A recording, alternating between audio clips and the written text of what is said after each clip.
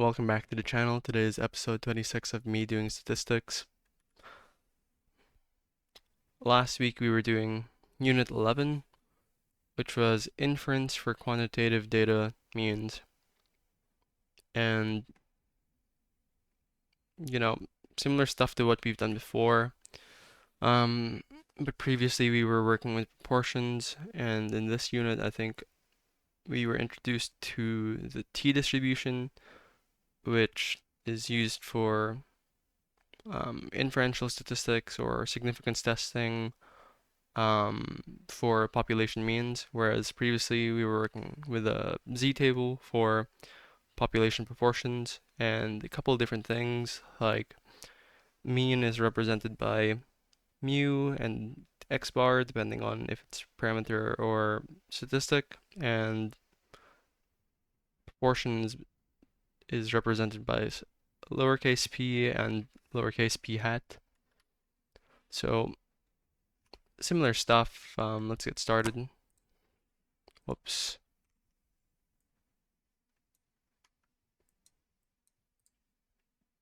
Pretty short in time today, so it's probably going to be an hour video or something. Okay.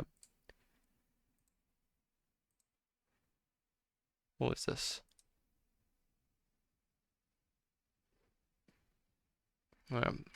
Conditions for inference.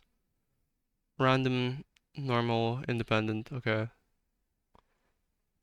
Mm, mm, mm.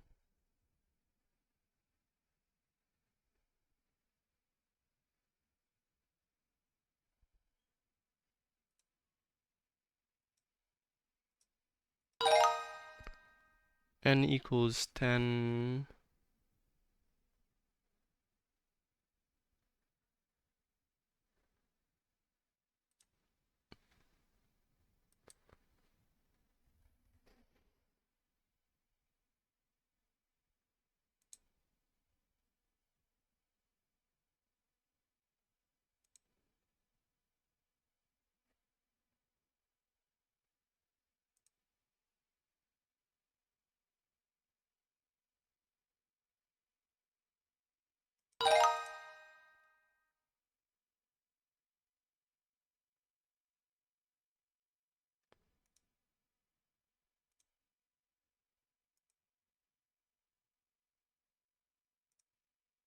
Eh.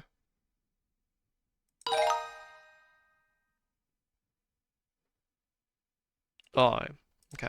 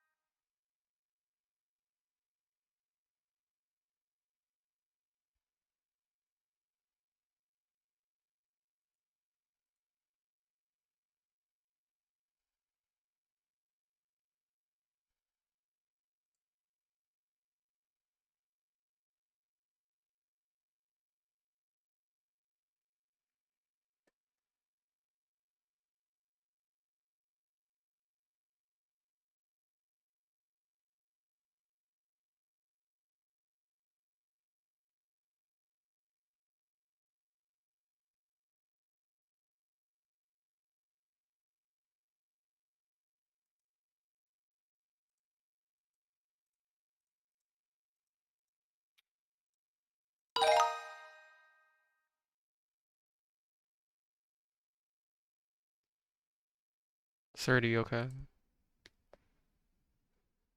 2 sample t-test.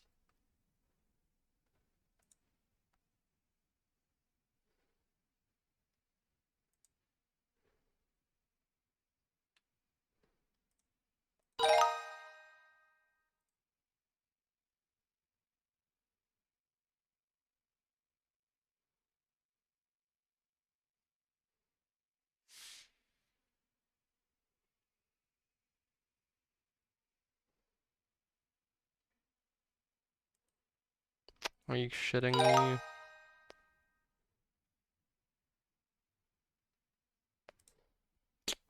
Fuck, again.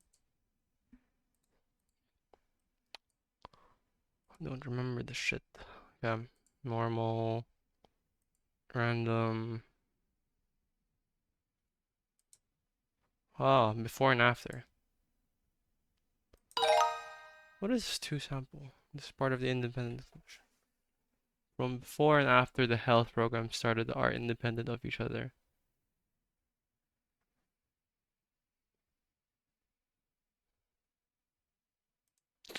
Fuck, I guess let's just watch it again.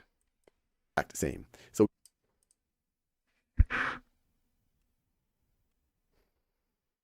a food scientist wants to estimate the difference between the mean weights of eggs classified as jumbo and large. They plan on taking a sample of each type of egg to construct a two-sample t-interval. Which of the following are conditions for this type of interval? So before I even look at these choices, and they say choose all answers that apply, so it might be more than one, let's just think about what the conditions for inference for this type of interval actually are.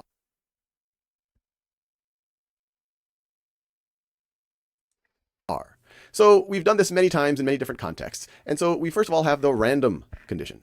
And that's the idea that each of our samples are random, or we are conducting some type of an experiment where we randomly assign folks to one, or eggs in this case, to one of two groups. In this case, we are taking two samples, and we would hope that they are truly random samples.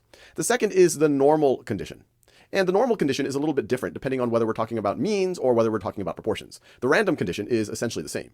The normal condition when we're talking about means, remember, they're looking at the difference between mean weights of eggs, is you would want there's actually several ways to meet the normal condition. One is if the underlying distribution is normal. The second way is if your sample sizes for each of your samples are greater than or equal to 30. So if your first sample size is greater than or equal to 30, and your second sample size is greater than or equal to 30. Or even if the underlying data, you don't know whether it's normal or if it isn't normal, and even if you aren't able to meet these, as long as your sample data is roughly symmetric and not skewed heavily in one way or the other, then that also roughly meets the normal condition when we're dealing with means. And then the third condition, and we see this whether we're dealing with means or proportions or differences of means or differences of proportions, is the independence condition. And this is the idea that either your individual observations are done with replacement in both of your samples, or that the sample size for both of your samples is no more than 10% of the population, then you have met this condition. So with that little bit of a review, let's see which of these apply. They observe at least 10 heavy eggs and 10 light eggs in each sample. So this actually is the normal condition when we are dealing with proportions, not for means. So I would rule this out. It's a good distractor choice. The eggs in each sample are randomly selected from their population. Yep, that's the random condition right over there. So I would select that. Means or proportions, when we're thinking about the difference between, say, means or the difference between proportions, that sample have to be have listed.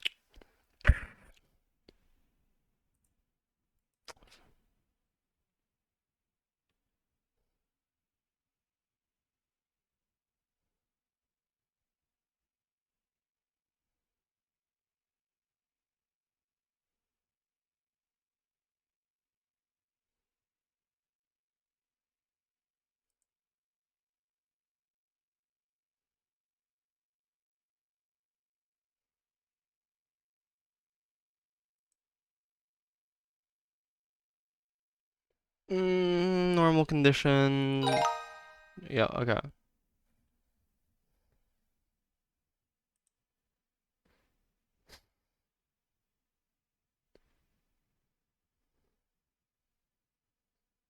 Two sample, okay.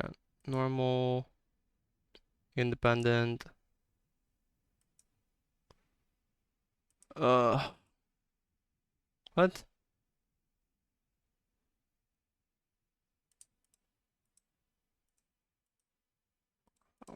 I'm so confused.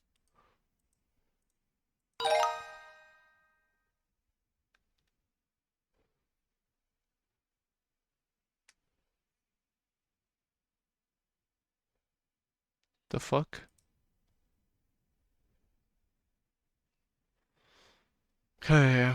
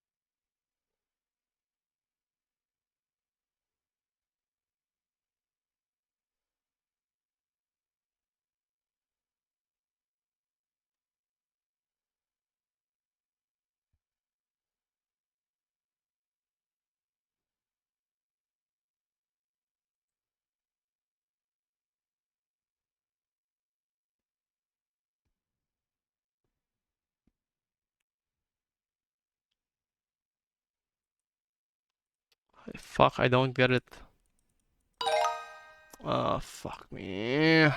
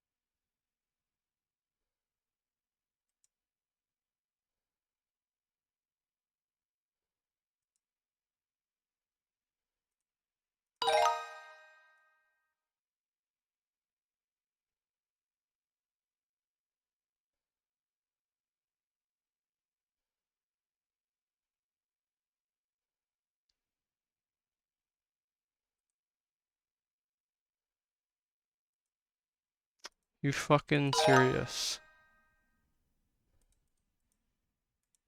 Fuck.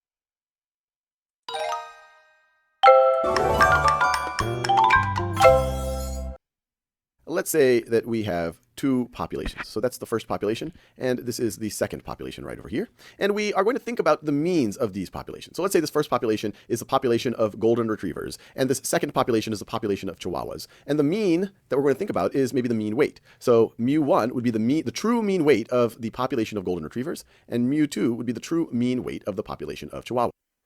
Okay, I need to pause this and I will be back. That was very stressful. Okay, I'm back. Need to grind through some math real quick. Give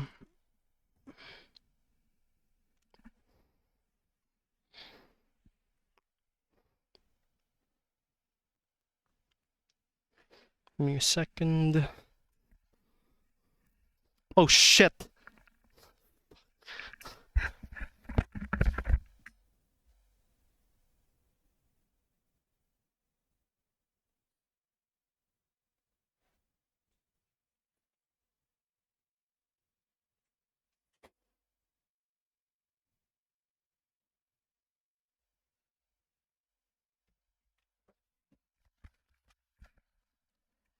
Okay, I'm back. Almost yanked my computer off to the side, so don't need this. We'll just keep going. Stay on page, leave. And what we want to think about is what is the difference between these two population means, between these two population parameters. Well, if we don't know this, all we can do is try to estimate it and maybe construct some type of confidence interval. And that's what we're going to talk about in this video. So how do we go about doing it? Well, we've seen this or similar things before. What you would do is you would take a sample from both populations. So from population 1 here, I would take a sample of size n sub 1, and from that I can calculate a sample mean. So this is a statistic that is trying to estimate that, and I can also calculate a sample standard deviation. And I can do the same thing in the population of chihuahuas, if that's what our population 2 is all about. So I can take a sample, and actually this sample does not have to be the same as n1, so I'll call it n sub 2. It could be, but it doesn't have to be. And from that I can calculate a sample mean, x bar sub 2, and a sample standard deviation. So now, assuming that our conditions for inference are met, and we've talked about those before, we have the random condition, we have the normal condition, we have the independence condition. Assuming those conditions are met, and we talk about those in other videos for means, let's think about how we can construct a confidence interval. And so you might say, all right, well, that would be the difference of my sample means, x bar sub 1 minus x bar sub 2, plus or minus some z value times my standard deviation times the standard deviation of the sampling distribution of the difference of the sample means. So x bar sub 1 minus x bar sub 2. And you might say, well, where do I get my z from? Well, our confidence level would determine that. Confidence level. If our confidence level is 95%, that would determine our z. Now, this would not be incorrect, but we face a problem, because we are going to need to estimate what the standard deviation of the sampling distribution of the difference between our sample means actually is. To make that clear, let me write it this way. So the variance of the sampling distribution of the difference of our sample means is going to be equal to the variance of the sampling distribution of sample mean 1 plus the variance of the sampling distribution of sample mean 2.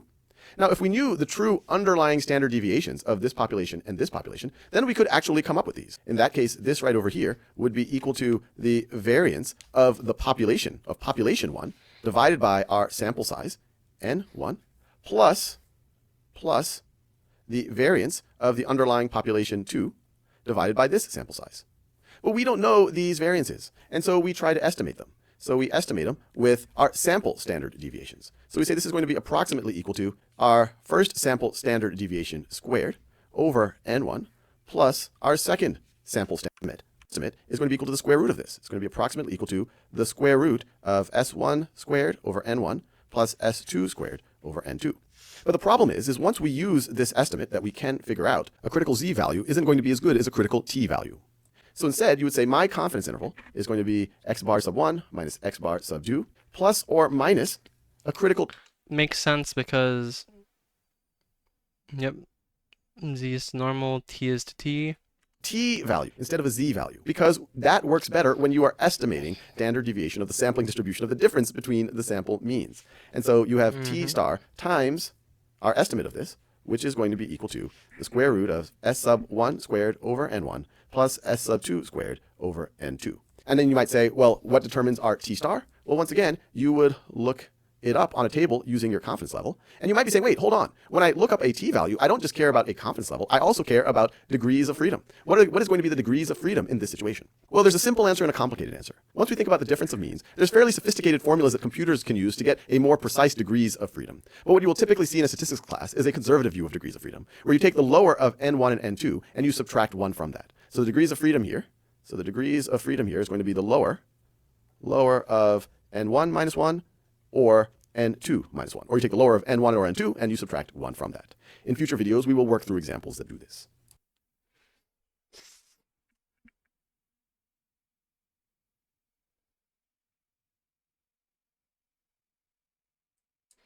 I'm a bit lost, to be honest. Kylie suspected that when people exercise longer, their body temperatures change. She randomly assigned people to exercise for 30 or 60 minutes, then measured their temperatures. The 18 people who exercised for 30 minutes had a mean temperature, so this is the sample mean for that sample of 18 folks, of 38.3 degrees Celsius, with a standard deviation, this is a sample standard deviation for those 18 folks, of 0.27 degrees Celsius. The 24 people who exercised 60 minutes had a mean temperature of 38.9 degrees Celsius, with a standard deviation, this is, once again, these are both sample means and sample standard deviations. So we've done this before. In the previous unit, we were doing inference, or the difference of, we were generating confidence interval for the difference of proportions. So we have two samples, and we want to get their difference.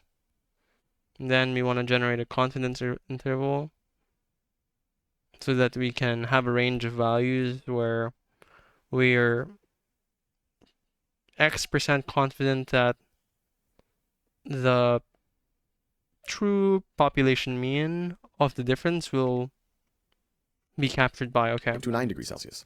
Assume that the condition... So we have two groups here, and we're given mean and standard deviation for group 1 and group 2. For inference have been met, and that Kylie will use the conservative degrees of freedom from the smaller sample size. Okay. Which of the following is a 90% confidence interval for the difference in mean body temperature after exercising for the two amounts of time? Okay, so the first part is the same on every single one. Plus minus changes. So here, the critical t value and the degrees of freedom from the smaller sample size, 18, okay, so 17, t distribution,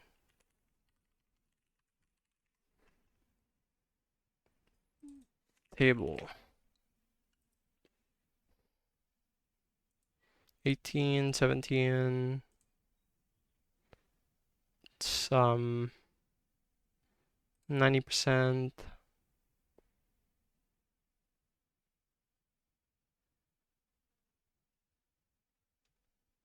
1.74, so it's one of these, and then, okay,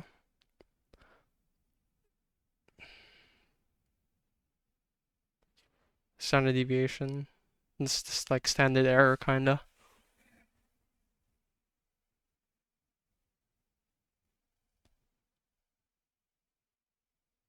Hmm,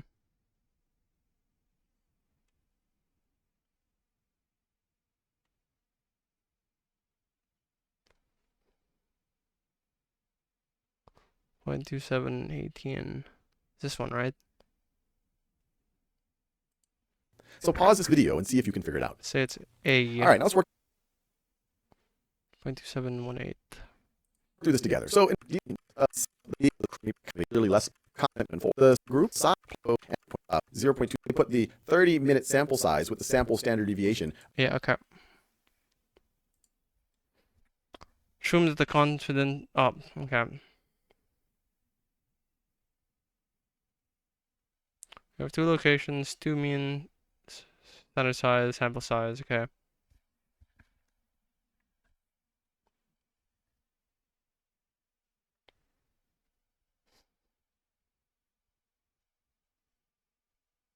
It's one of this. Okay.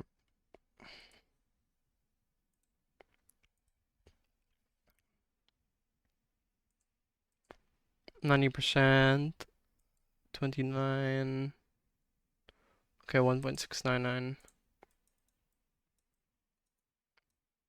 times, is this plus or minus? I think it's plus. 30, 30, 2.8 squared, 2.1 squared, point.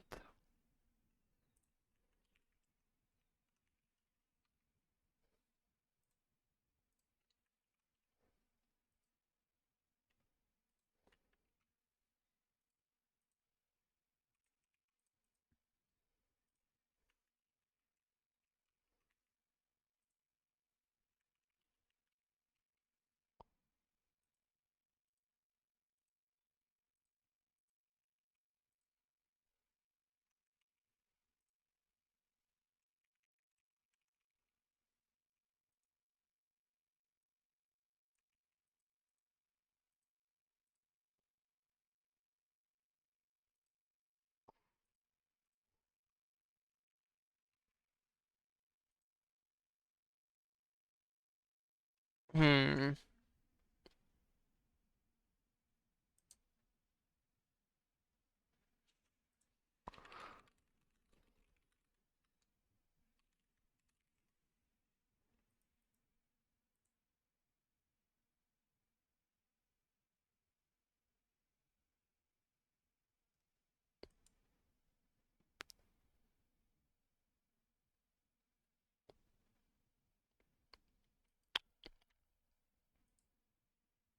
Whoops.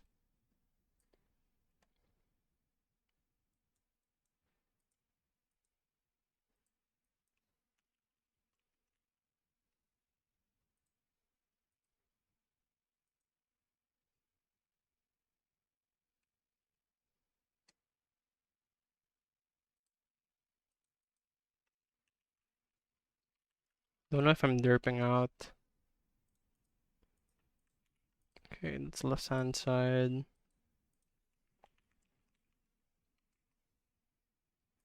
Divided by 30.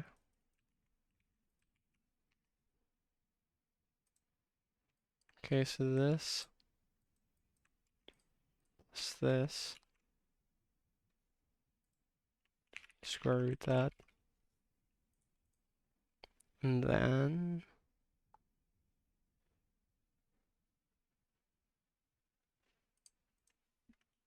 9.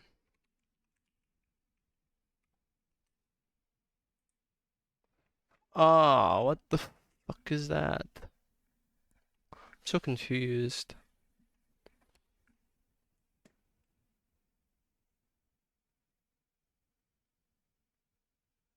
Huh?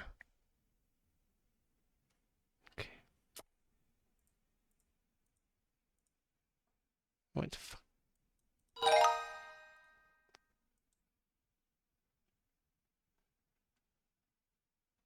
What the fuck is 53 point what?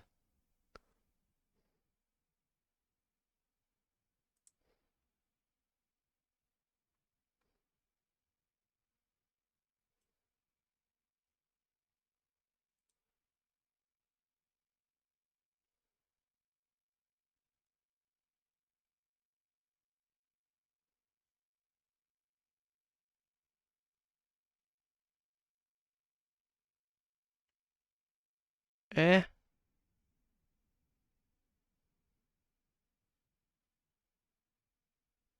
Oh shit, degrees of freedom.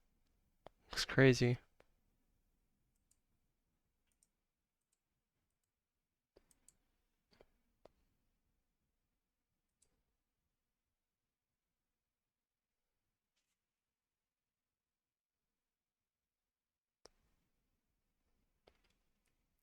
Okay, don't know why the fuck they would include something like that. Yeah. Um, one of these, probably that.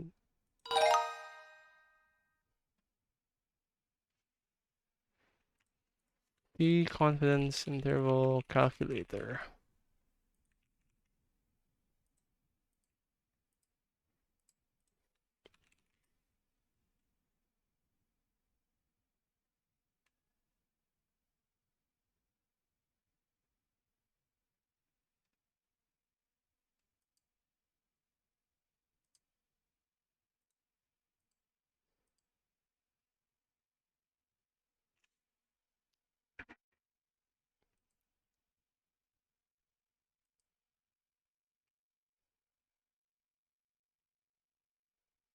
The sample within average. Okay, so for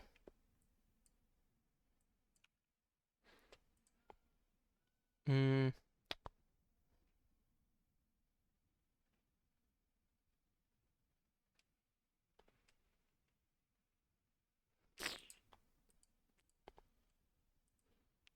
um, 30 standard deviation,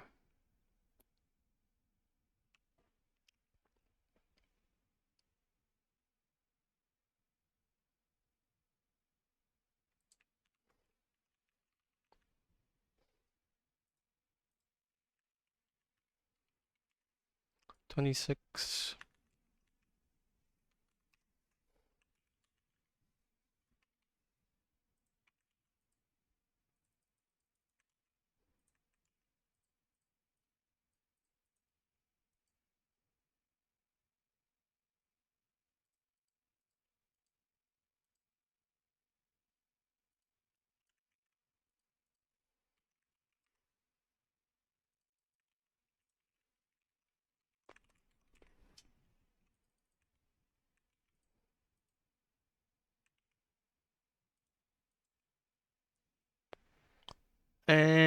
4.4 plus,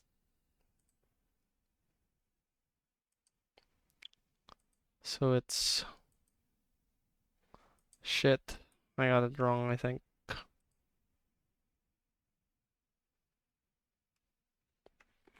Fuck.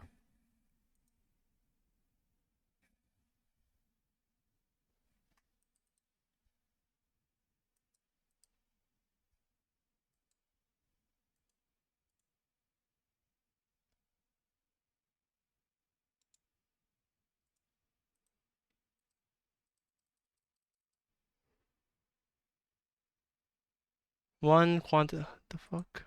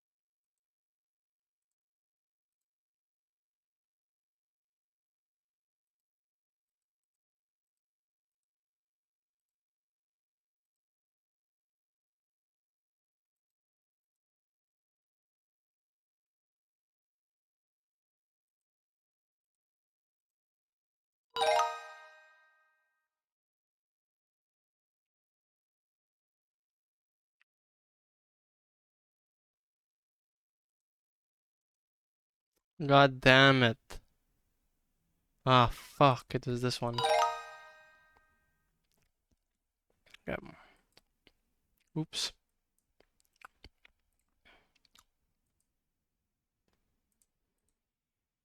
23, 20.4. 5.9, 6.6.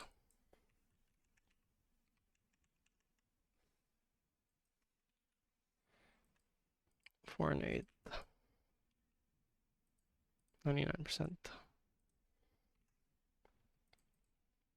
Negative 10, 15.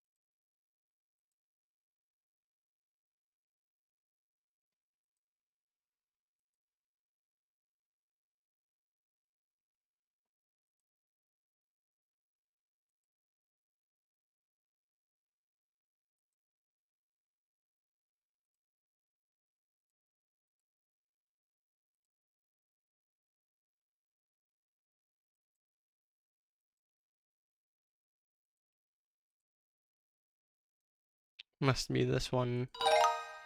Yep. gonna be negative. That one. Wait. Aren't these the same? Oh no. Oh, you have to be fucking joking. Is it that one? No, what the fuck? 61. How is it 61? This minus that. Huh?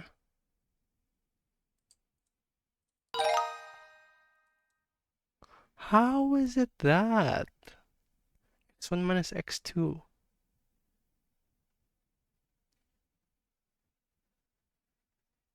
What the fuck?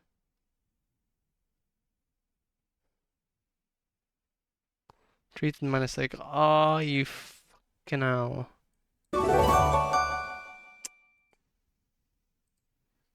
What a fucking, why would they do that? Oh, I fucking hate this so much.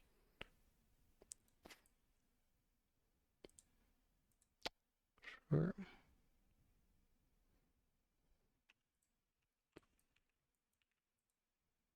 6.2, 9.3.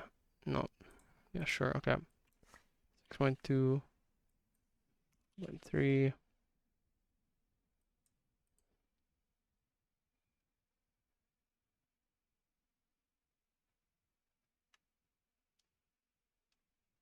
Aggressive minus moderate.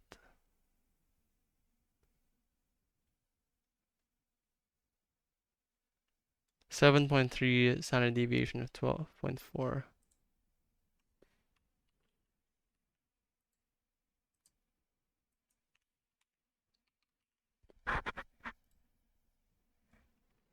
Okay, 9.3. 6.2, 9.3.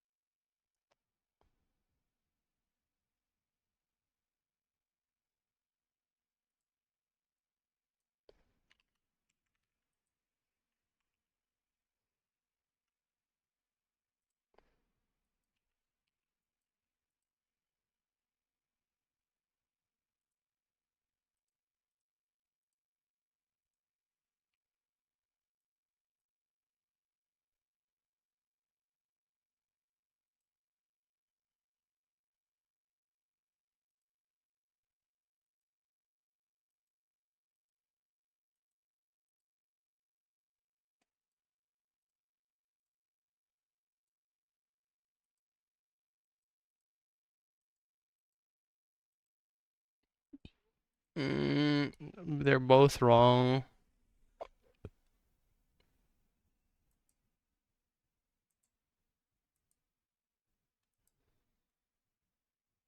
This is the closest one though.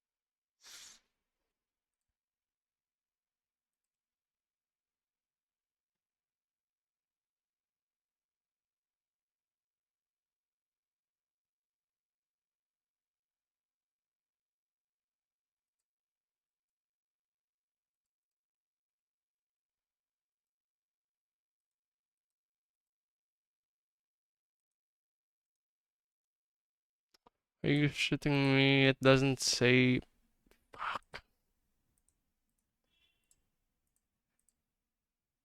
Wait, what? It's wrong. Wait, hold on. Oh my god.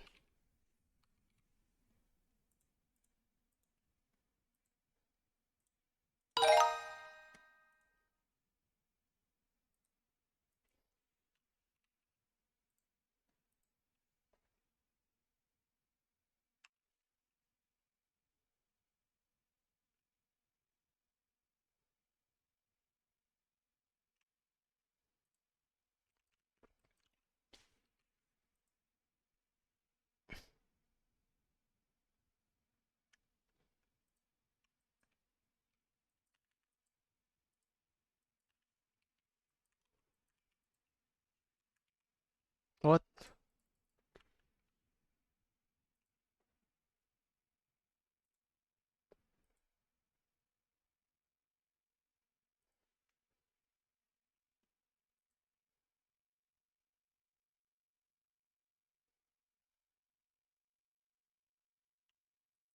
Eight 22, 12 26.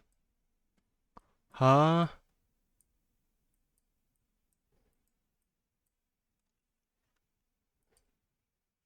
Oh my god. -8 has to be that.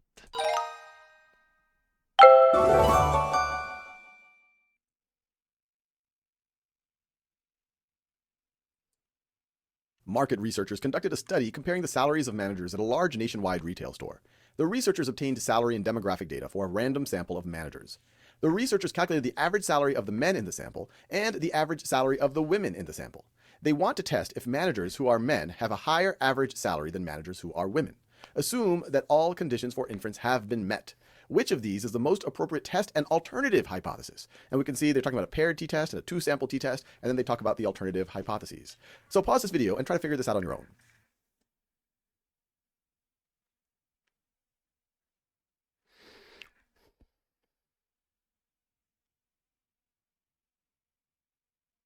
It's men greater than women, right? So first, let's think about the difference between a paired t-test and a two-sample t-test. In a paired t-test, we're going to construct hypotheses around a parameter for a population that will often be the mean difference. So we have one population, so we're talking about the paired situation right over here. And so let's say we say, hey, do people run faster when they wear shorts or pants? And so for each member of the population, you could see what you would, if you really had perfect information, you would know how fast do they run with pants and how fast do they run with shorts, and then you would calculate the difference. And then across the whole population, you could actually get that mean difference. So the mean difference of pants minus shorts. And of course, in order to estimate that, or in order to do a hypothesis test around that, you would take a sample, and then you would calculate the sample mean of the difference of pants minus shorts. And then you would say, hey, assuming the null hypothesis is true, you would construct some null hypothesis, likely that that this mean is 0. And you would say, hey, if the null hypothesis is true, that this is actually equal to 0, what's the probability that I got this result? If that's below your significance level, then you would reject your null hypothesis, and it would suggest the alternative that might be that, hey, maybe this mean is greater than 0. On the other hand, a two-sample t-test is where you're thinking about two different populations. For example, you could be thinking about a population of men, and you could be thinking about the population of women. And you want to compare the means between these two. Say the mean salary. So you have the mean salary for men, and you have the mean salary for women. And what you're trying to do with the hypothesis test is try to come up with some conclusions about the mean difference between these two parameters. So the mean salary for men minus the mean salary for women. And our null hypothesis is usually the no news here hypothesis. And so in this situation, our null hypothesis is that there is no difference between these means. And that our alternative hypothesis, in the situation that we are looking at, because they want to test if managers who are men have a higher average salary. If they just wanted to test that whether managers who are men have a different salary, then our alternative hypothesis would look something like this, where the mean of men minus the mean of women is not equal to 0. But they aren't just testing to see if the means are different. They want to see if men have a higher average salary. So instead of not equal to 0 there, we would have greater than 0 for our alternative hypothesis.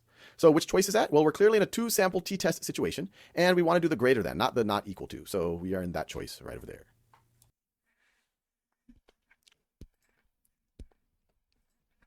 The Olympic running team of Freedonia has always used Zeppo's running shoes, but their manager suspects Harpo's shoes can produce better results, which would be lower times.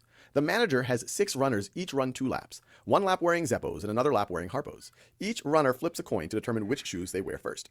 The manager wants to test if their times when wearing harpos are significantly lower than their times when they wear zeppos. Assume that all conditions for inference were met. Which of these is the most appropriate test and alternative hypothesis? So they're just asking us about the alternative, not even the null, but we can talk about it. Paired t-test, this one. Zeppos minus harpos is greater than 0. Okay, the difference. Yep. That. So pause this video and see if you can figure it out. So before I even go into this particular example, let's just make sure we understand the difference between a two-sample t-test, and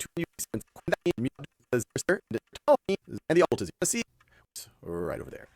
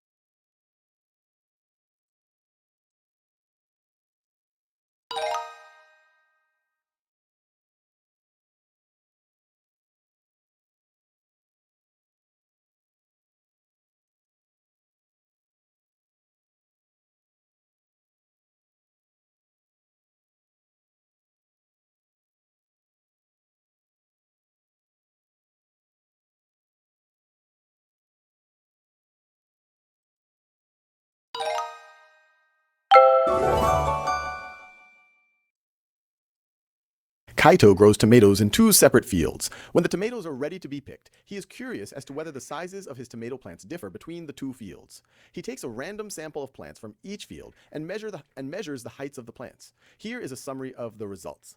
So what I want you to do is pause this video and conduct a two-sample t-test here. And let's assume that all of the conditions for inference are met, the random condition, the normal condition, and the independence condition. And let's assume that we are working with a significance level of 0.05. So pause the video and conduct the two-sample t-test here to see whether there's evidence that the sizes of tomato plants differ between the fields. All right, now let's work through this together. So like always, let's first construct our null hypothesis, and that's going to be the situation where there is no difference between the mean sizes. So that would be that the mean size in field A is equal to the mean size in field B. Now what about our alternative hypothesis? Well, he wants to see whether the sizes of his tomato plants differ between the two fields. He's not saying whether A is bigger than B or whether B is bigger than A. And so his alternative hypothesis would be around his suspicion that the mean of A is not equal to the mean of B, that they differ. And to do this two-sample t-test now, we assume the null hypothesis. We assume our null hypothesis, and remember, we're assuming that all of our conditions for inference are met. And then we want to calculate a t-statistic based on this sample data that we have. And our t-statistic is going to be equal to the differences between the sample means, all of that over our estimate of the standard deviation of the sampling distribution of the difference of the sample means. This will be the sample standard deviation from sample A squared over the sample size from A, plus the sample standard deviation from the B sample squared over the sample size from B. And let's see, we have all the numbers here to calculate it. This numerator is going to be equal to 1.3 minus 1.6, 1.3 minus 1.6, all of that over the square root of, let's see, the standard deviation, the sample standard deviation from the sample from field A is 0.5. If you square that, you're going to get 0.25, and then that's going to be over the sample size from field A over 22, plus 0.3 squared. So that is 0.3 squared is 0.09. All of that over the sample size from field B. All of that over 24. The numerator is just going to be negative 0.3 divided by the square root of 0.25 by a calculator to figure out this probability. So this is a t distribution right over here. This would be the assumed mean of our t distribution is at least this extreme. So it would be this area, and it would also be this area. If we got 2.44 above the mean, it would also be this area. And so what I could do is I'm going to use my calculator to figure out this probability right over here, and then I'm just going to multiply that by t value is going to be approximately equal to, I'm going to go to set that very, very, very negative number. You could view that 4 samples minus 1.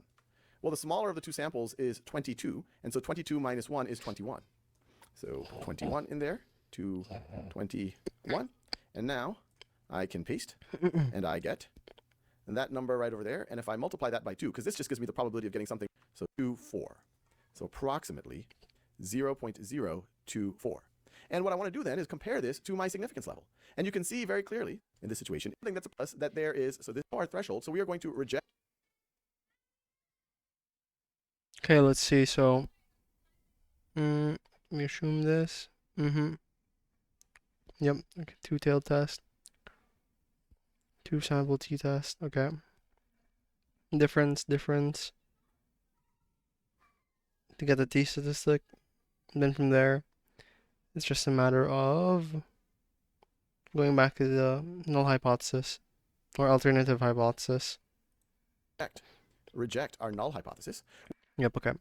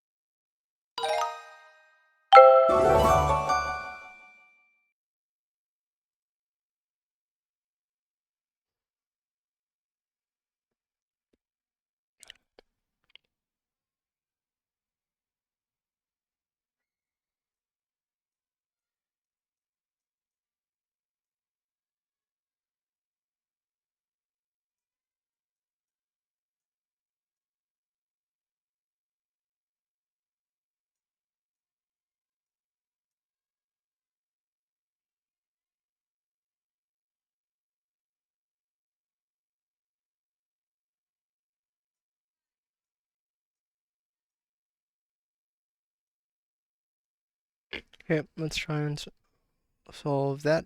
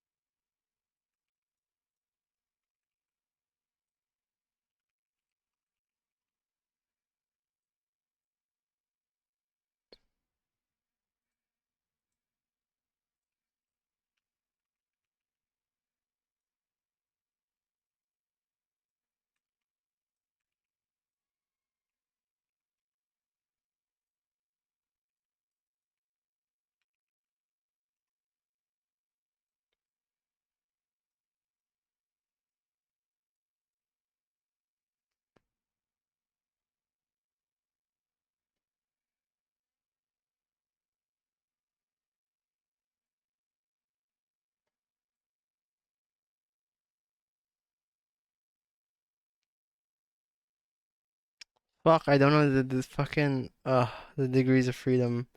Okay, do sample t-test calculator.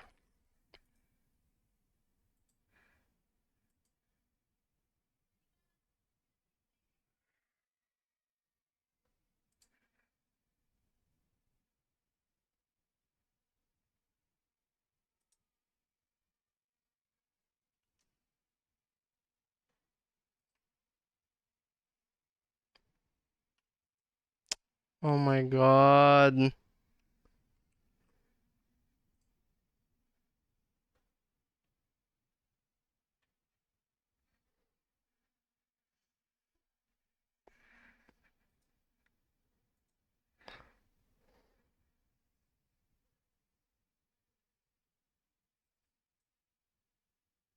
You gotta be shitting.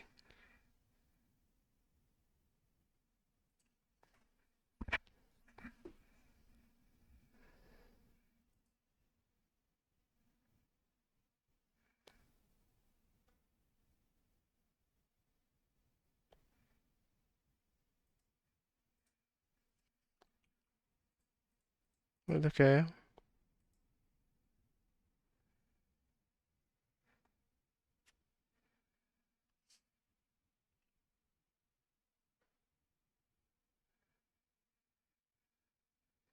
Testing for the difference of the population of two mutants. How am I supposed to know degrees of freedom?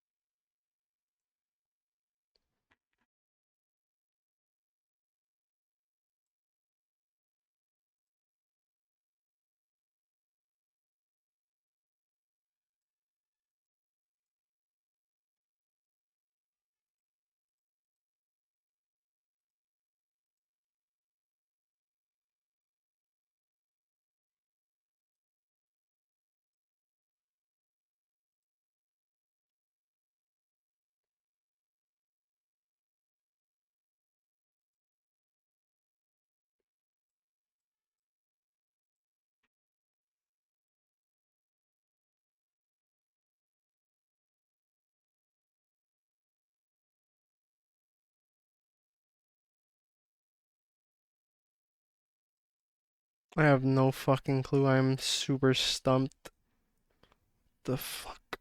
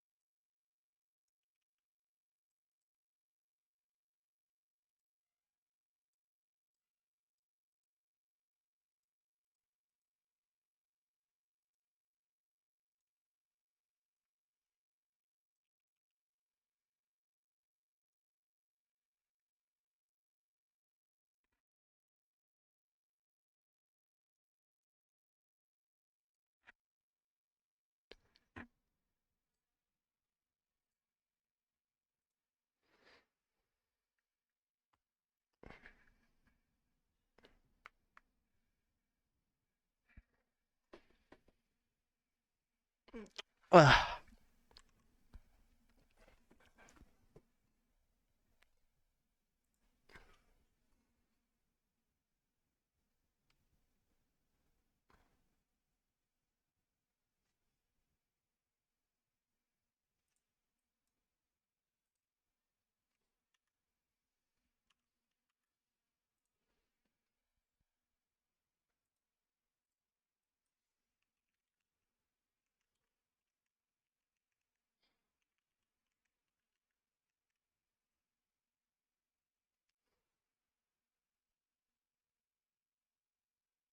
UK minus UG. Yep. Okay. Uh,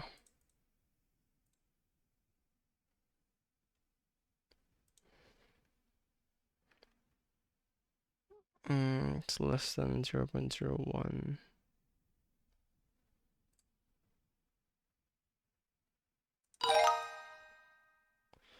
Ooh, I got pins and needles in my right leg.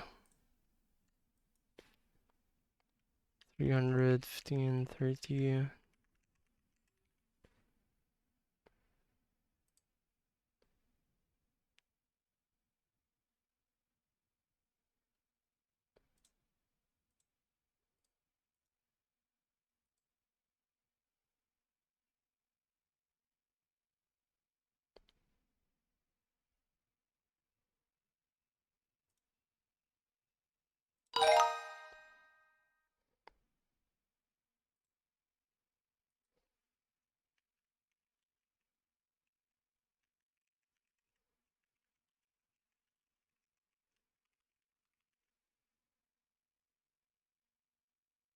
US minus U1.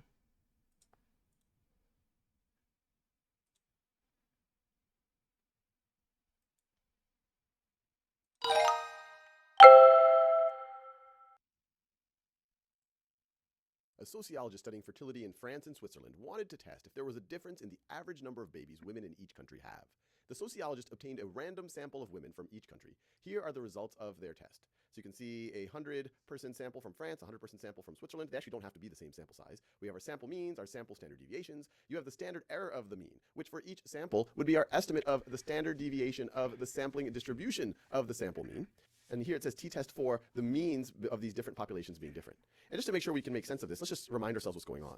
The null hypothesis is that there's no difference in the mean number of babies that women in France have versus the mean number of babies that women in Switzerland have. That would be our null hypothesis, the no news here hypothesis. And our alternative would be that they are different. And that's what we have right over here. It's a t-test to see if we have evidence that would suggest our alternative hypothesis. And so what we do is we assume the null hypothesis. From that, you're able to calculate a t-statistic. And then from that t-statistic and the degrees of freedom, you are able to calculate a p-value. And if that p-value is below your significance level, then you say, hey, this was a pretty unlikely scenario. Let me reject the null hypothesis, which would suggest the alternative.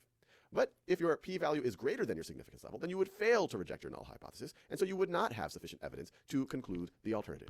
So what's going on over here? You really just have to compare this value to this value. It says at the alpha is equal to 0.05 level of significance, is there sufficient evidence to conclude that there is a difference in the average number of babies women in each country have? Well, we can see that our p-value, 0.13, is greater than our alpha value, 0.05. And so because of that, we Fail to fail reject. our null hypothesis Yep, and okay. suggest.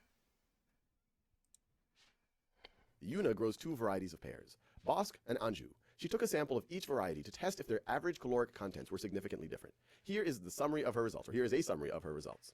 And so they give the same data for both of these samples. And once again, they happen to have the same sample size. They don't need to. But over here, instead of giving us a p-value, we've got a confidence interval. Yuna wants to use these results to test her null hypothesis that the mean caloric content is the same versus her alternative hypothesis that they are different. Assume that all conditions for inference have been met. Based on the interval, what do we know about the corresponding p-value and conclusion at the alpha is equal to 0.01 level of significance? So pause this video and see if you can figure that out.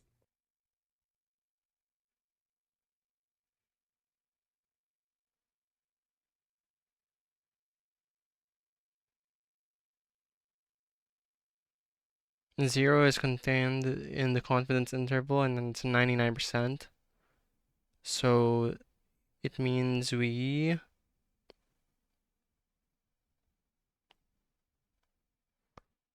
fail to reject because it's likely that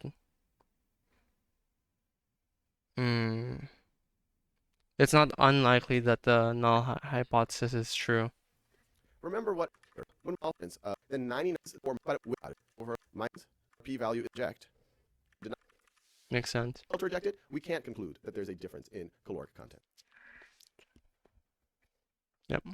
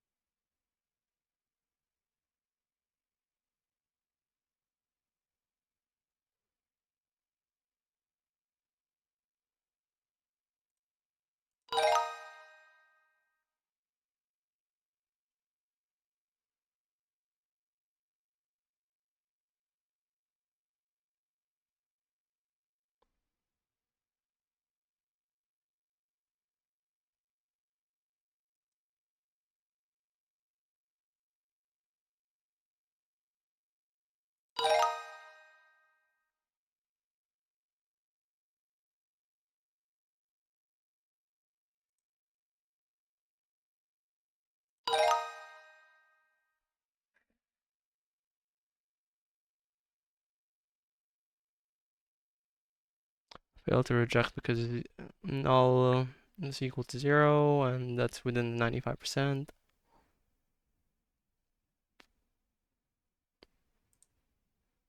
It's greater than.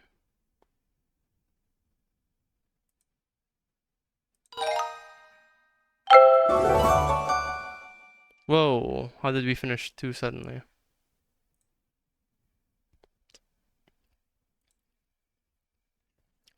Which of the following would be an appropriate test statistic for the researcher's test? Oh yeah, okay, so old minus new, 19 minus 22. Okay, so it's one of these, not that. It's probably that. 29, 21, yep. Shit. You fucking joking. Old minus new, 22 minus 19.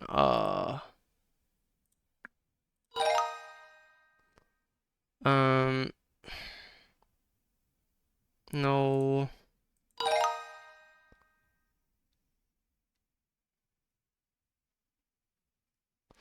Two sample t-test conditions. I think 10%.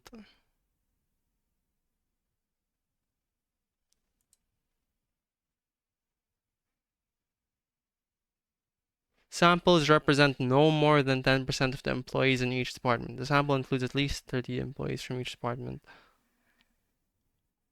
think this is the independence. Yep. Following is the 95 Mm, fuck that goddamn website.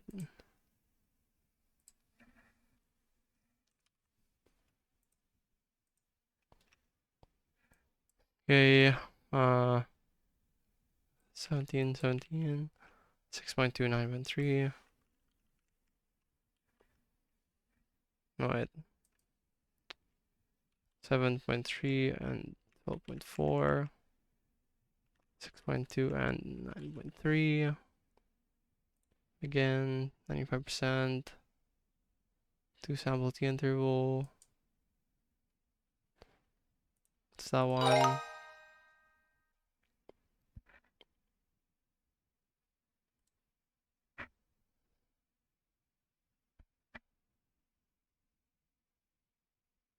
It's paired.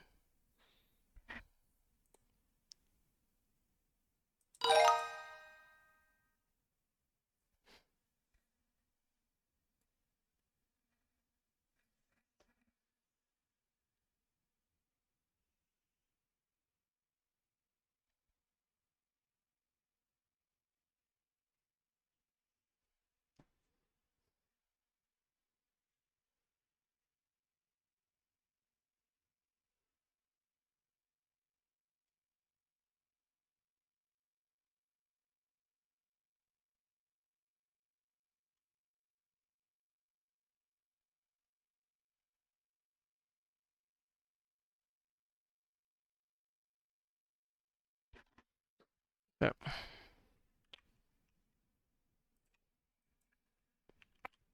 0.98.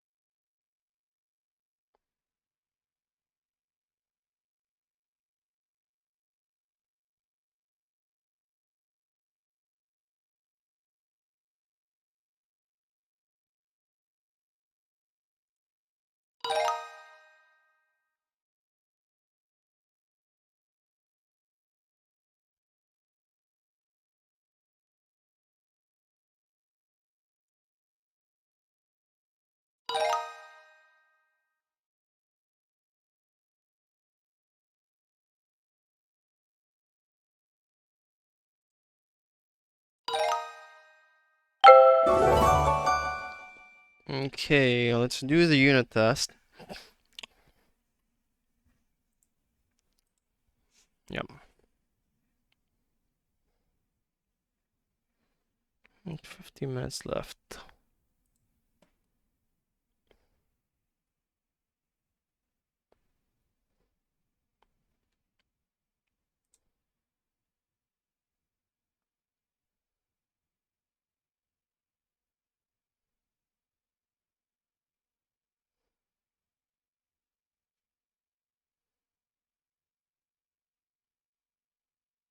P-value of approximately 0.02, less than 0.05.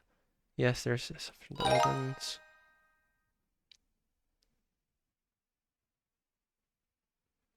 Okay, T table.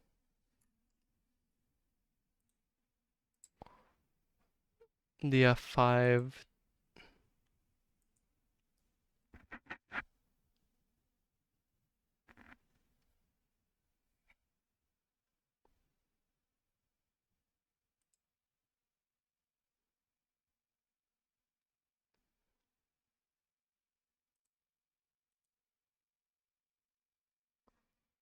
5.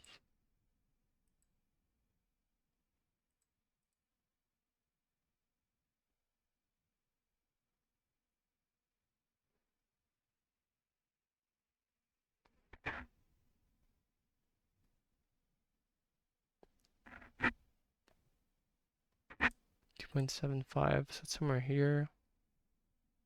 Less than 0.05.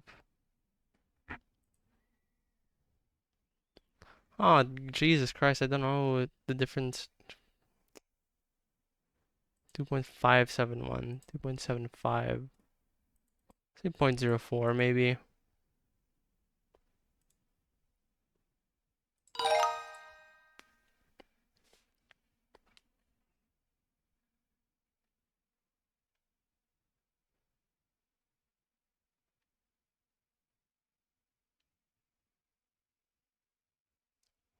If it's on or not. Okay, not equals.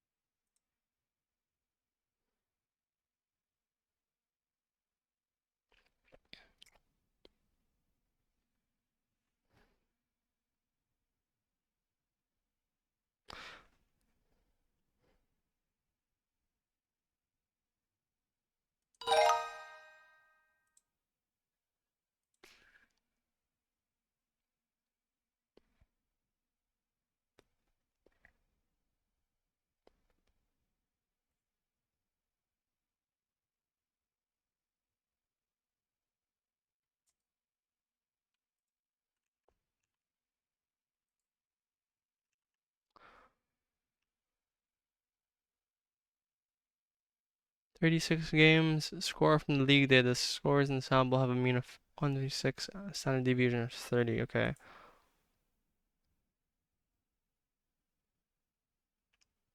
Think, okay. T,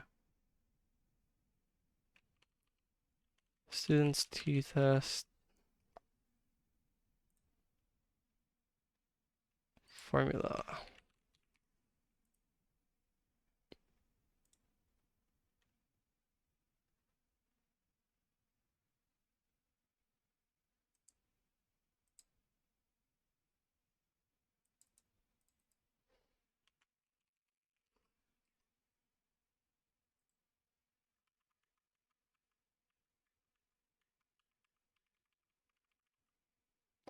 I'm fucking it up.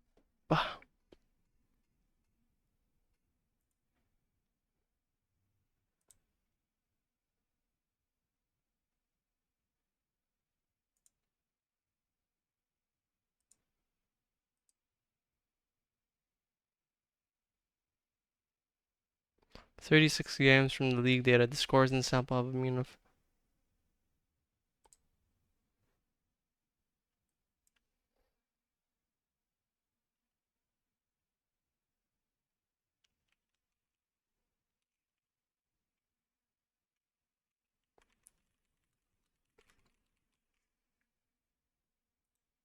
x1 minus x2.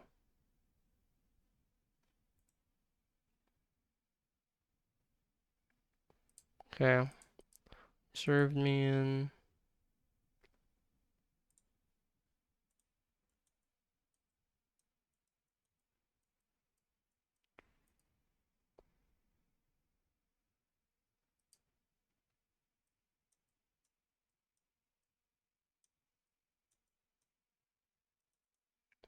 Um, 6 over 30 over 6. 6 over 5.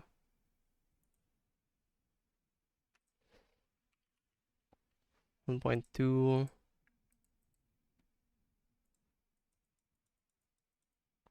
Okay, let's just go with that, I guess.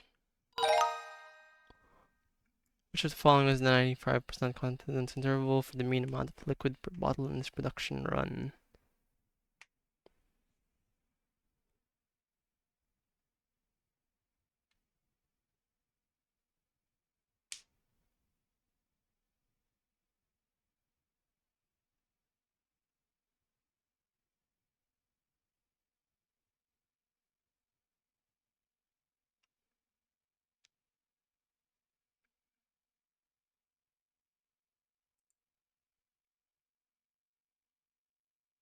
Hmm. One sample t interval, is that a thing?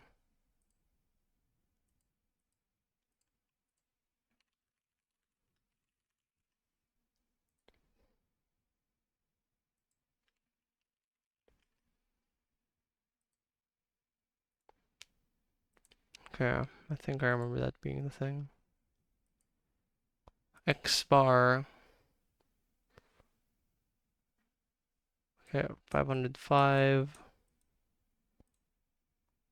plus minus t 95%, 8 degrees of freedom, 2.306.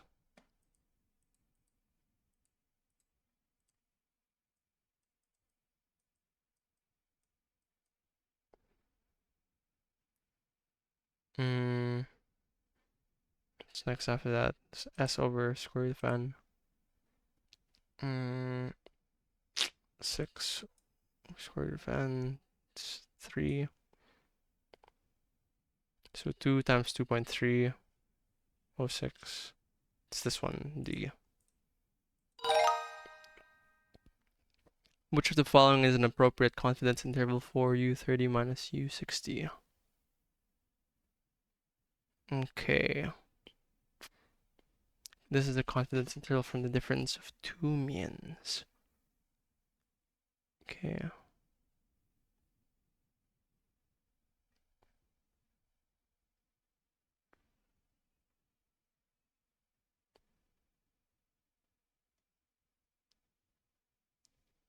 It's negative. It's always plus.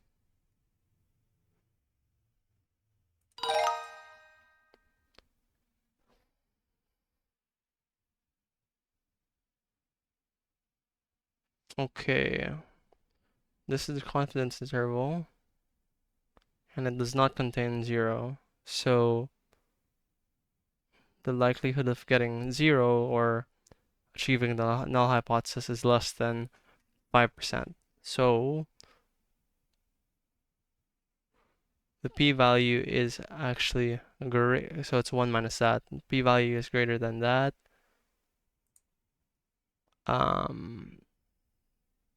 She cannot conclude. Fuck! Really? Wait, what?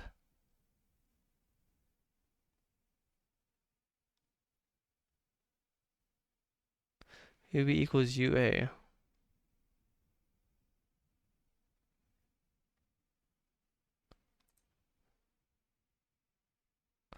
Ah. 0 is not. Yep, okay, that's fine. Which conditions? Okay.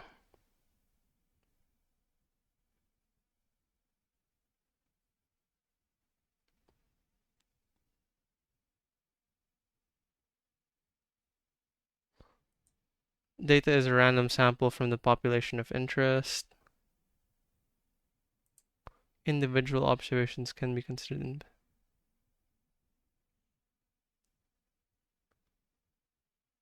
I think it's all of it. Because it says,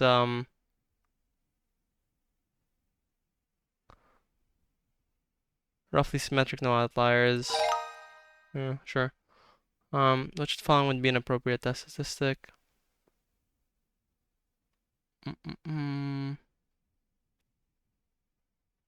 Okay. 4 minus 5. Probably that.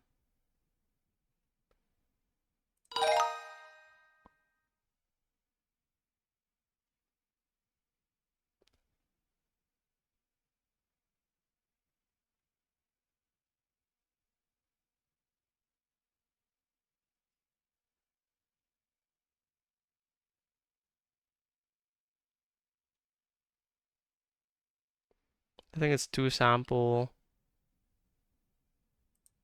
And then okay. Which of the following are conditions for this type of interval? Okay. 2 samples. Okay, so should be at least that. Should be random. Company started a new health program for its employees a year ago. They would like to calculate the two-sample t-interval to estimate the difference in the average number of sick days per employee before and after the health program began. The distribution of number of sick days are skewed to the right. Okay, so that should deal with the skew. Should be random.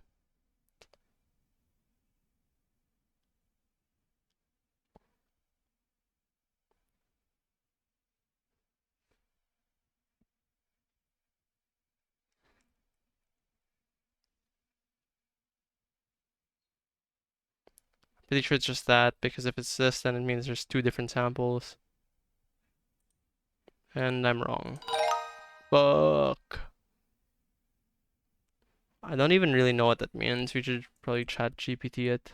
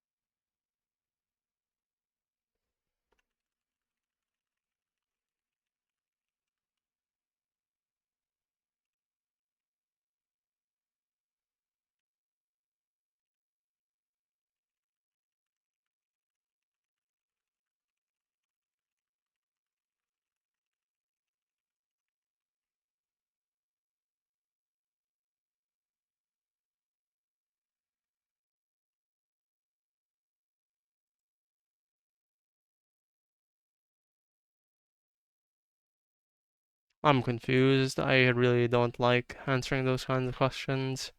For constructing a 98%, okay, 98, 30, and 2.65.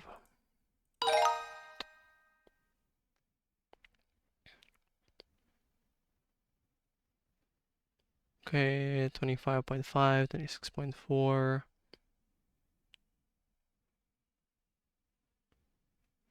Alright, okay.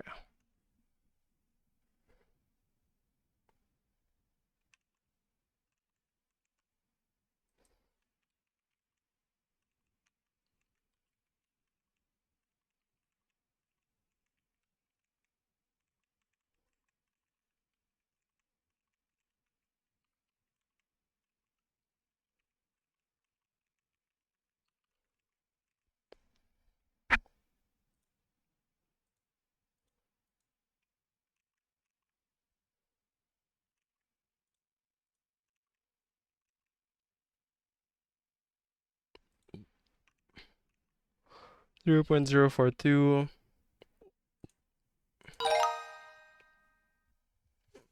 It is, okay. Independent. Should be normal. Oh, wait.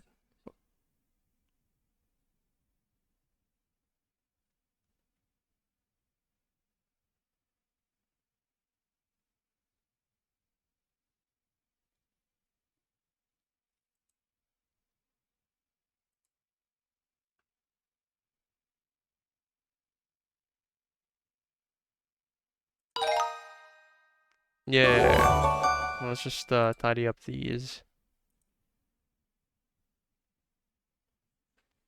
Okay. Yes. No.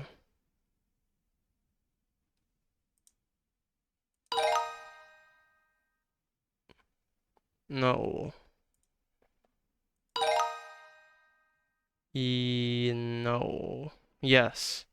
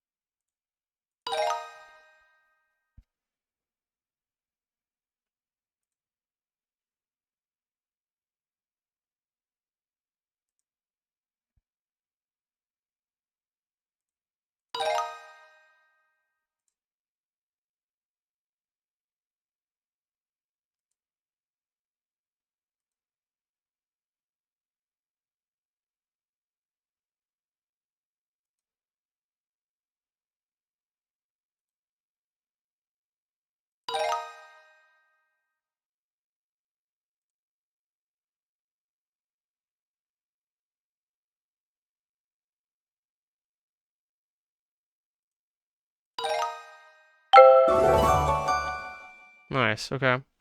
We can move on to the next unit. Ooh, great stuff.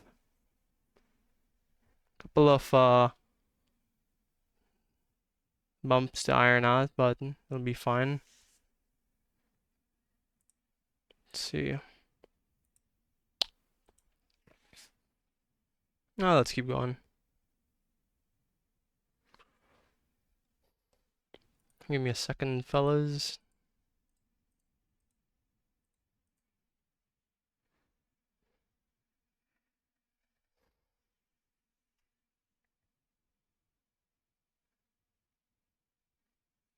Okay, what is Unit 12 about? Inference. Oh, chi-square.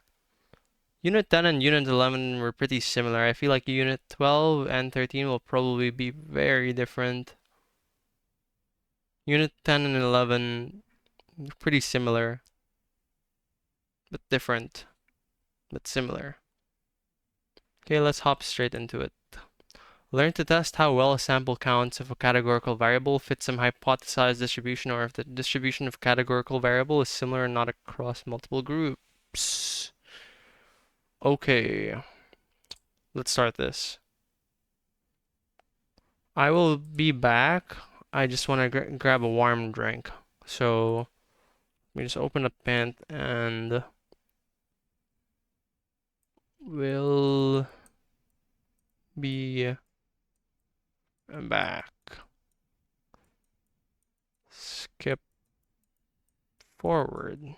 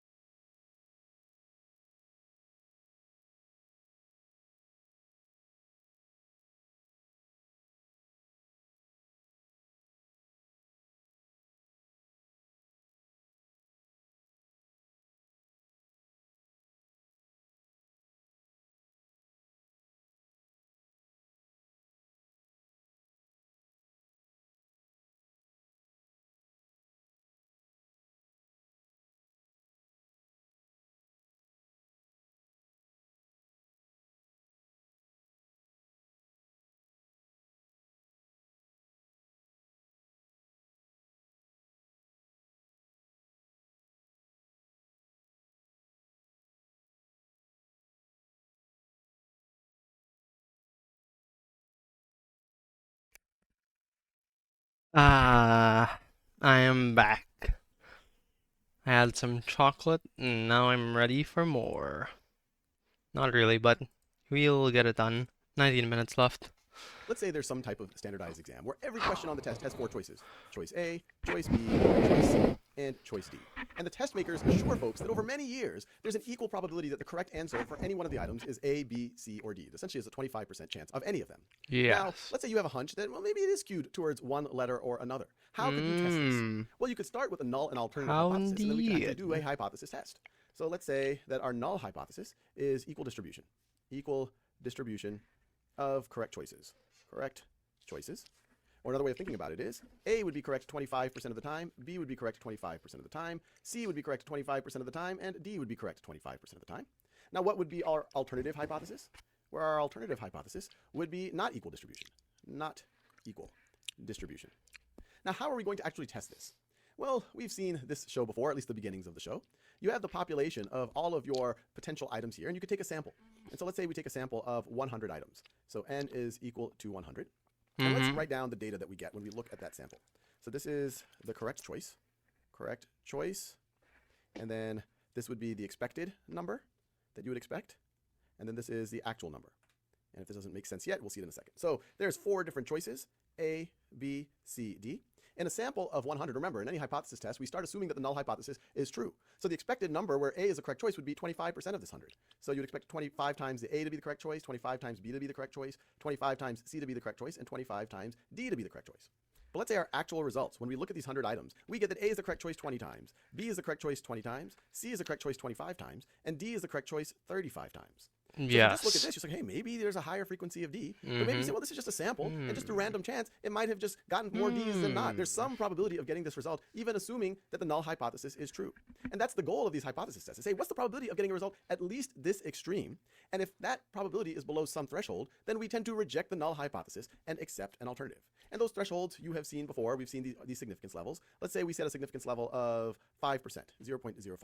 So if the Mm-hmm. probability of getting this result, or something even more different than what's expected, is less than the significance level, then we'd reject the null hypothesis.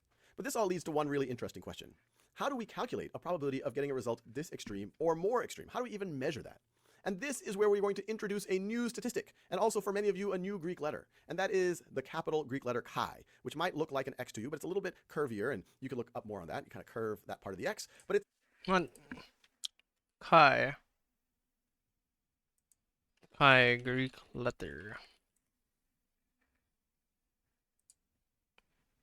Okay, okay. a chi, not an X. And the statistic is called chi squared. And it's a way of taking the difference between the actual and the expected and translating that into a number. And the chi-squared distribution is Okay, so 25, 20, 20. Oh, maybe you get that absolute value, so it doesn't skew it. So 5, 5, 0, 10. Yeah, so 25, 25, 100. well, I really should say distributions. And if that's lower than our significance level, we reject the null hypothesis and it suggests the opposite. What we do is, for each of these categories, in this case, 20 is the expected. And then we're going to do that 20 minus 25 squared. for choice B. So we're going to say the actual was 20, expected is Okay, so I guess it's gonna be like sigma frickin' expected. No, actual minus expected over actual. And you put the square there. And it's like a for loop. You go from first in the list to last. 25. Skip. So 20 minus 25 squared over the expected over 25. Let's see. I square. Mm-hmm. Mm-hmm. Plus, then we do that for choice C, 25 minus 25. We know where that one will end up. Squared over the expected over 25. And then all of that, a negative 5 is 10 squared. That is a, so our chi-squared statistic in this example Gonna be 1, 1, and 4. came out nice and clean. This won't always be the case at 6. So what do we make of this? Well, what we can do is then look at a chi-squared distribution for the appropriate degrees of freedom, and we'll talk about that in a second. Eh.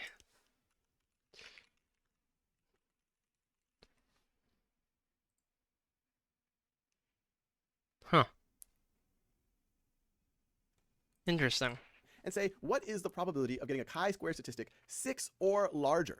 And to understand what a chi-square distribution even looks like, these are multiple chi-square distributions for different values for the degrees of freedom. And to calculate the degrees of freedom, you look at the number of categories. In this case, we have 4 categories, Then and you you subtract minus it 1. by Now, that makes a 1. lot of sense, because if you knew how many A's, B's, and C's there are, if you knew the proportions, even the assumed proportions, you can always calculate the fourth one. That's why it is 4 minus 1 degrees of freedom. So in this case, our degrees of freedom are going to be equal to 3. Over here, sometimes you'll see it described as K. So K is equal to 3. So if we look at, that's that little light blue. So we're looking at this chi-square distribution.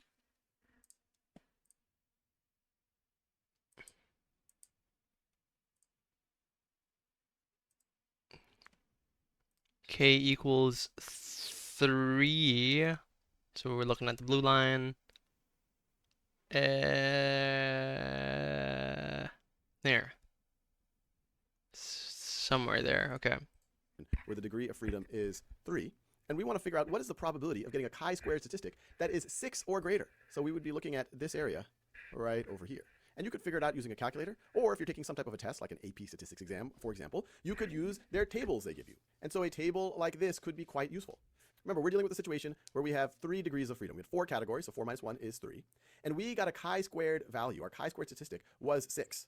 So this right over here tells us the probability of getting a 6.25 or greater for our chi-squared value is 10%.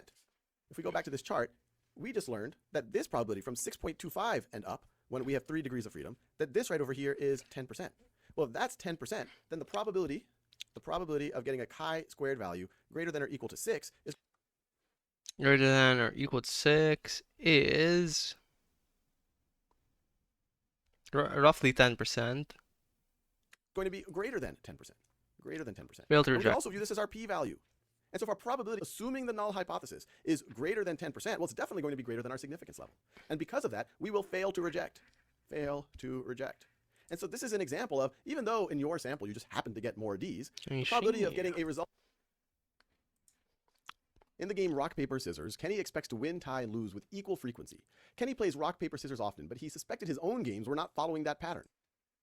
So he took a random sample of 24 games and recorded their outcomes. Here are his results. So out of the 24 games, he won 4, lost 13, and tied 7 times. He wants to use these results to carry out a chi-squared goodness of fit test to determine if the distribution of his outcomes disagrees with an even distribution.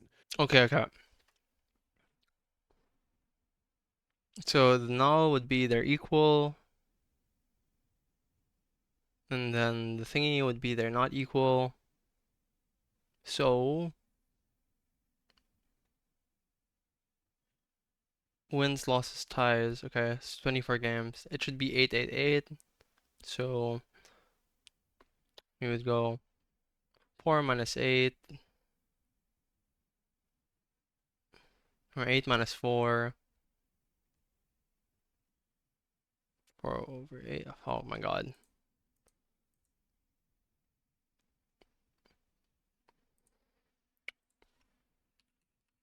Wait. Okay. 4, 13, 7. Should be 8, 8, 8. E. Minus. I think this actual.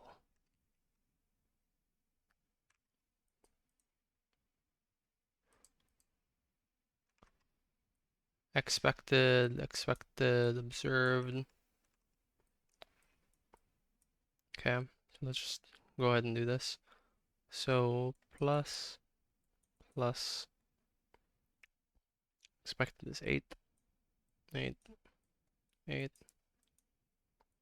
Observed minus expected. Difference is 4. Difference is 5. Difference is 1. Square that. So 16 over 8 is equal to 2. 25 over 8 is equal to 3 point something. 3.1 maybe. Maybe a 1 something.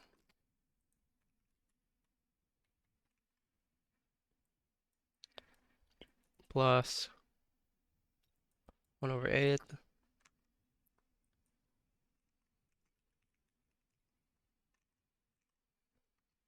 plus 2 plus 1 over 8. 5.25 df equals 2 and chi equals 5.25. Chi square table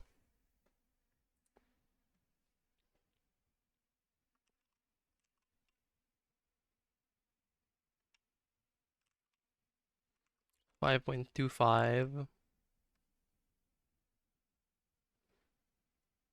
somewhere here. So it's below 0.1 but above 0.05.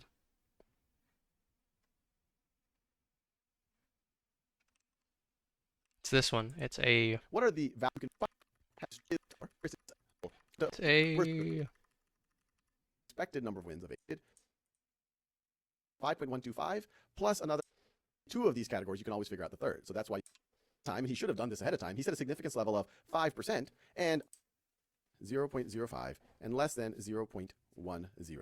And so, for example, if ahead of time, and he should have done this ahead of time, he set a significance level of 5%, and our p-value here is greater than 5%, which we just saw, he would fail to reject, in this situation, the null hypothesis. But they're not asking us that here. All they're asking us is what is our chi-square value and what range is our p-value in? Well, let's see, 5.25 are both of these values, and we saw we got a p-value between 5% and 10%. So it is choice A right over there.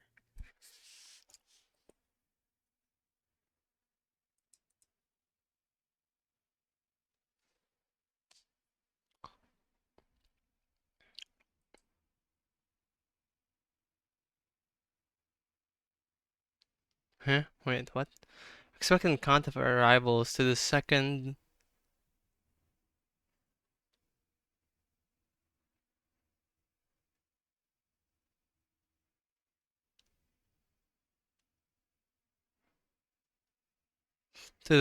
compartment. Wouldn't there just be 200? 200 times 5, check. Expected count of guests in entrance A in Zhao sample. Oh, 300. Expected count if it's fair should be 10. What is the expected count of shrimp in the bucket?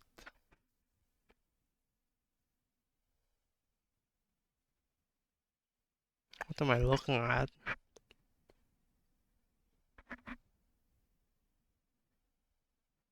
X bar 34%.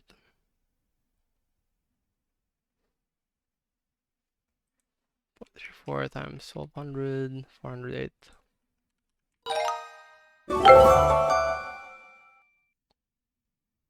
Conditions. What the hell? Okay. Small sample size Miriam can take to pass the large count condition. I don't know. She didn't. Look. There. In the game Rock, Paper, Scissors, Kenny expects to win, tie, and lose with equal frequency. Kenny plays Rock, Paper, Scissors often, but he suspected his own games were not following that pattern.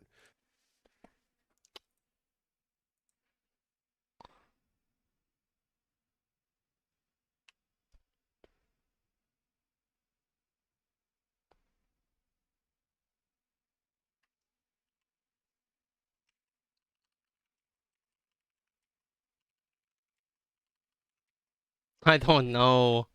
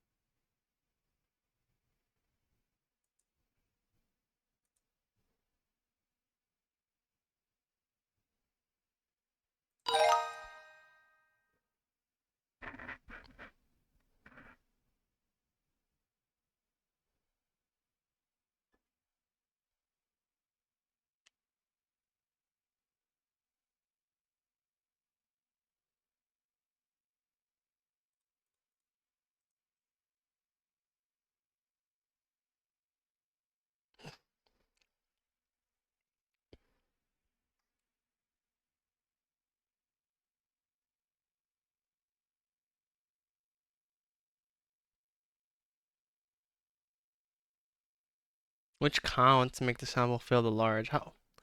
Isn't it just expected?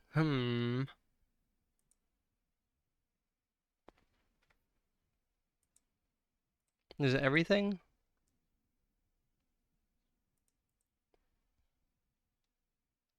Oh wait, red candies. Small sample size. Okay. Credit card, credit or debit, cash, pay with the service on the smartphone. Okay, so three different ones. 15. Ah, 20 maybe? Hmm. Credit, debit, cash, service on their smartphones. 10?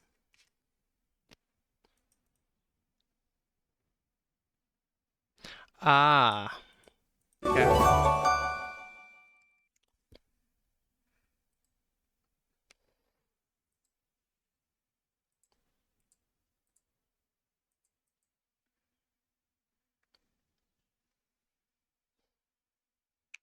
Ow.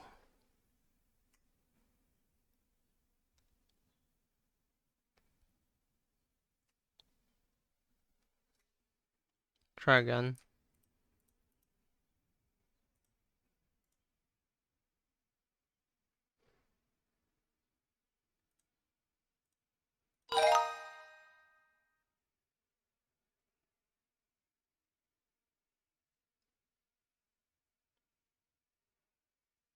Silver and gold.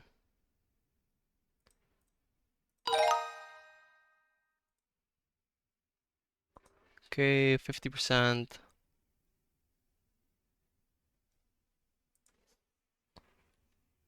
5 times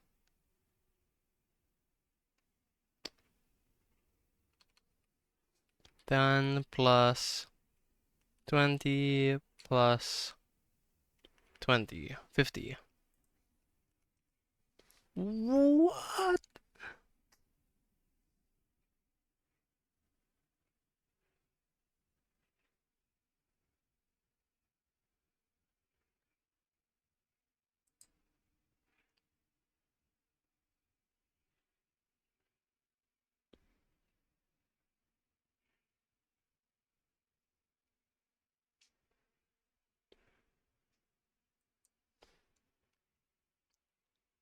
This is 20? No, that doesn't make sense. Oh my god.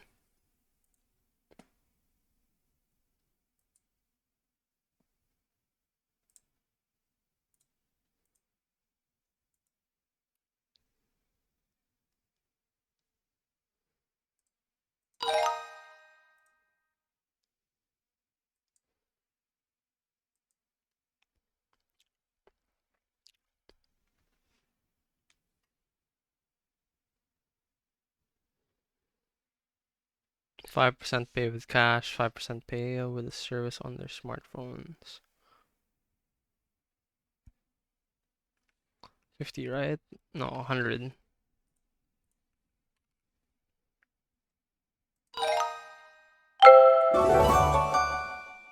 Hell yeah. Okay. Okay, if you like the video, thanks for making it to the end with me. I'm pretty tired, so if you like the video, leave a subscribe, leave a comment, and keep mathing or something.